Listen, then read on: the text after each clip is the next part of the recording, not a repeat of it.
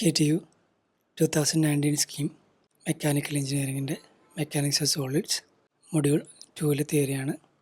നമ്മൾ ആദ്യം പഠിക്കാൻ പോകുന്നത് സ്ട്രെസ് സ്ട്രെയിൻ ഡയഗ്രമാണ്. ഒരു മൈൽഡ് സ്റ്റീൽ എന്ന് പറയുന്ന മെറ്റീരിയലിൻ്റെ എക്സ് ആക്സിസിൽ നമ്മൾ സ്ട്രെയിനും വൈ ആക്സിൽ സ്ട്രെസ്സും ആണ് കൊടുക്കുന്നത്. ഫോഴ്സ് അപ്ലൈ ചെയ്യുമ്പോൾ എത്രത്തോളം ചേഞ്ച് ഉണ്ടാവും ഒരു ഒബ്ജക്റ്റിൽ, അതാണ് നമ്മൾ ഡയഗ്രം കൊണ്ട് റെപ്രസെൻറ്റ് ചെയ്യണത്. എ എന്ന് പറഞ്ഞ പോയിൻ്റാണ് അതിൻ്റെ എലാസ്റ്റിക് അല്ലെങ്കിൽ പ്രൊപ്പോർഷണാലിറ്റി ലിമിറ്റാണ് എ. ഈ പോയിൻ്റ് വരെ നമ്മൾ എത്ര ഫോഴ്സ് കൊടുക്കുന്നോ അതനുസരിച്ചിട്ട് അതിൽ ചേഞ്ച് ഉണ്ടാവും. ഈ ലിമിറ്റിനുള്ളിൽ നമ്മൾ ഫോഴ്സ് റിമൂവ് ചെയ്താലും നമ്മുടെ ഒബ്ജക്റ്റ് തിരിച്ച് ആ പഴയ ഷേപ്പിലേക്ക് തന്നെ വരും.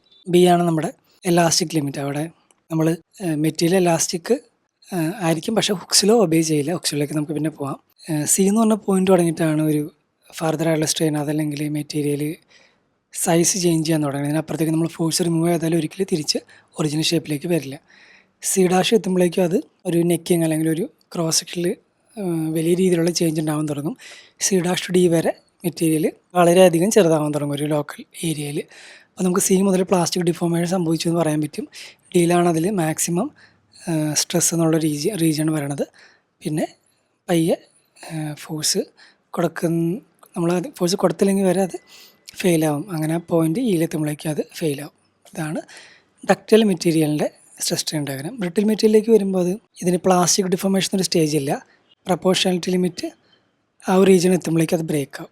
അപ്പോൾ ഫോഴ്സ് അപ്ലൈ ചെയ്യുക, ഒരു പോയിന്റ് എത്തി കഴിയുമ്പോൾ ബ്രേക്ക് ആകാം. അപ്പം നമ്മൾ നേരത്തെ പറഞ്ഞ ഹുക്സ് പോലെയൊക്കെയാണ്. അപ്പോൾ ഈ എലാസ്റ്റിക് ലിമിറ്റ് വരെയുള്ള റീജിയനിൽ നമ്മൾ സ്ട്രെസ് എപ്പോഴും സ്ട്രെയിന് ഡയറക്റ്റ്ലി പ്രൊപ്പോർഷനാണ്. ഇത് ഈക്വൽ ആക്കാൻ വേണ്ടി നമ്മൾ മൾട്ടിപ്ലൈ ചെയ്യുന്ന കോൺസ്റ്റൻ്റിനെയാണ് നമ്മൾ ഇ അല്ലെങ്കിൽ യങ്സ് മോഡുലസ് എന്ന് വിളിക്കുന്നത്.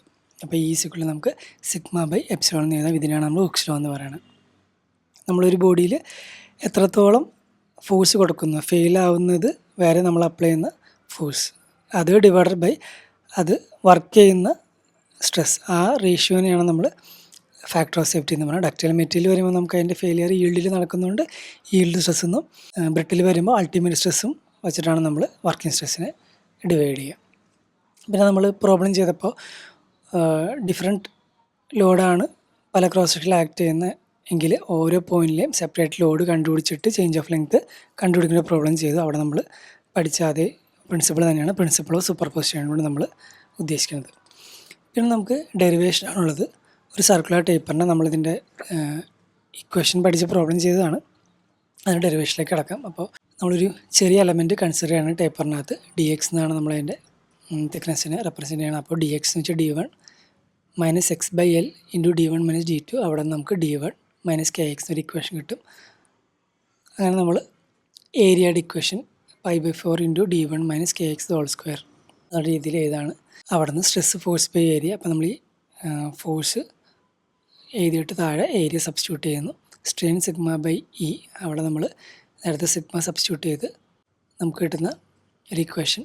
അവിടെ നമുക്ക് എലോങ്ങേഷൻ കണ്ടുപിടിക്കാനായിട്ട് epsilon X into D X, അതിനകത്തേക്ക് മുകളിൽ എപ്സിലോൺ എക്സ് നമ്മൾ സബ്സ്റ്റിറ്റ്യൂട്ട് ചെയ്യുന്നു. എന്നിട്ട് ഇൻറ്റഗ്രേറ്റ് ചെയ്യാണ് 0 to L വരെ. എന്നിട്ട് കെക്ക് നമ്മൾ D1 minus D2 by L എന്ന് സബ്സ്റ്റിറ്റ്യൂട്ട് ചെയ്യുമ്പോഴാണ് നമ്മൾ പഠിച്ച ഡെൽറ്റയുടെ ഇക്വേഷനിലേക്ക് നമ്മൾ എത്തുന്നത്.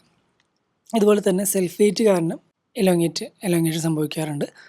അതിൻ്റെ ഒരു ഡെറിവേഷനിലേക്കാണ് നമ്മൾ അടുത്ത് പോകുന്നത്. അപ്പോൾ ഒരു L ലെങ്ത് ഉള്ളൊരു ബാർ അല്ലെങ്കിൽ DX എന്നൊരു എലമെൻറ്റ് നമ്മൾ കൺസിഡർ ചെയ്യുകയാണ്.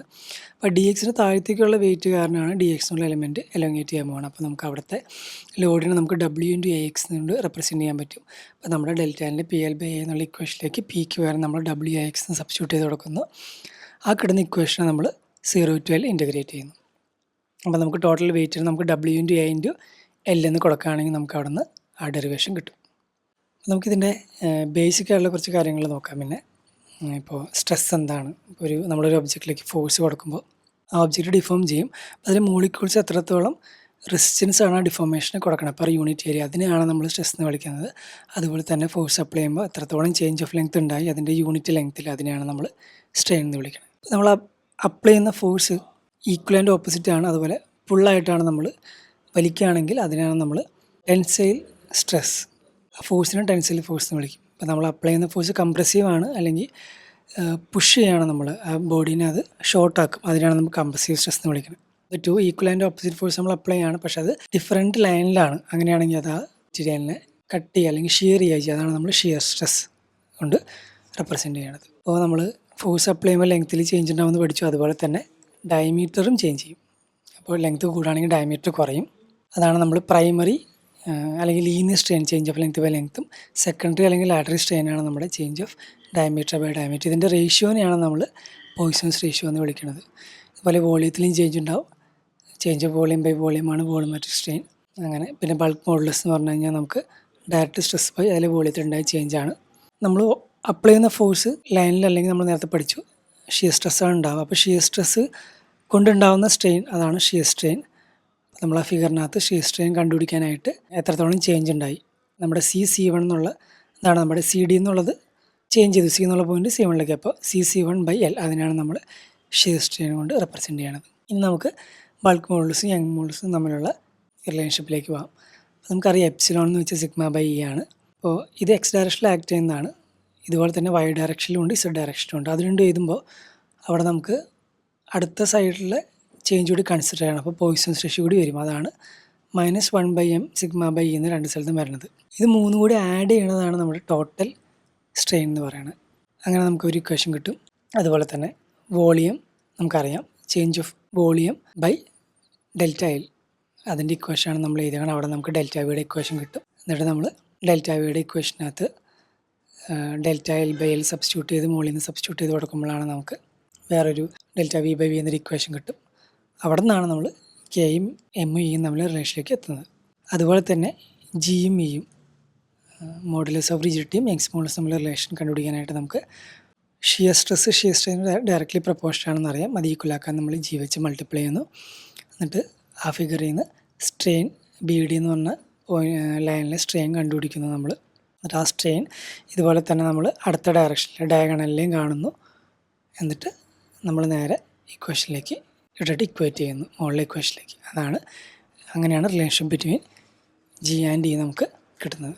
ഇതുപോലെ തന്നെ നമുക്ക് 3 ഡയറക്ഷനിലും ഫോഴ്സ് ആക്ട് ചെയ്യാൻ പറ്റും. അങ്ങനെ 3 ഡയറക്ഷനിലും സ്ട്രെസ് ഉണ്ടാവും. അങ്ങനെ നമ്മൾ 3 ഡയറക്ഷനും കൺസിഡർ ചെയ്തിട്ട് ഹുക്സ് ലോ എഴുതുന്നതിനാണ് നമ്മൾ hooks law in try axial state എന്ന് പറയുന്നത്. നമ്മൾ പഠിച്ച സ്ട്രെസ്സും സ്ട്രെയിനും ഒക്കെ നമ്മൾ അപ്ലൈ ചെയ്യുന്ന ഫോഴ്സും ഒറിജിനൽ ഏരിയയും വെച്ചിട്ടാണ് ഡിവൈഡ് ചെയ്യുക. പക്ഷേ ക്രോസ് സെക്ഷൻ ചേഞ്ച് ചെയ്തുകൊണ്ടിരിക്കും. ഫോഴ്സ് അപ്ലൈ ചെയ്യുമ്പോൾ അതിനനുസരിച്ച് ക്രോസ് സെക്ഷൻ കുറഞ്ഞുകൊണ്ടിരിക്കും. അപ്പോൾ നമ്മളൊരു പോയിന്റിലെ ഫോഴ്സും ആ പോയിന്റിൽ തന്നെ ഏരിയ, ക്രോസ് സെക്ഷൻ ഏരിയ വെച്ച് ഡിവൈഡ് ചെയ്യുക. അതിനാണ് നമ്മൾ ട്രൂ സ്ട്രെസ്, അല്ലെങ്കിൽ ആ പോയിന്റിലുണ്ടാകുന്ന സ്ട്രെയിനാണ് ട്രൂ സ്ട്രെയിൻ. അതിൻ്റെ ഗ്രാഫാണ് നമ്മളവിടെ കാണിച്ചിരിക്കുന്നത്. True stress and strain curve കൊണ്ട് റെപ്രസെൻറ്റ് ചെയ്യണത്.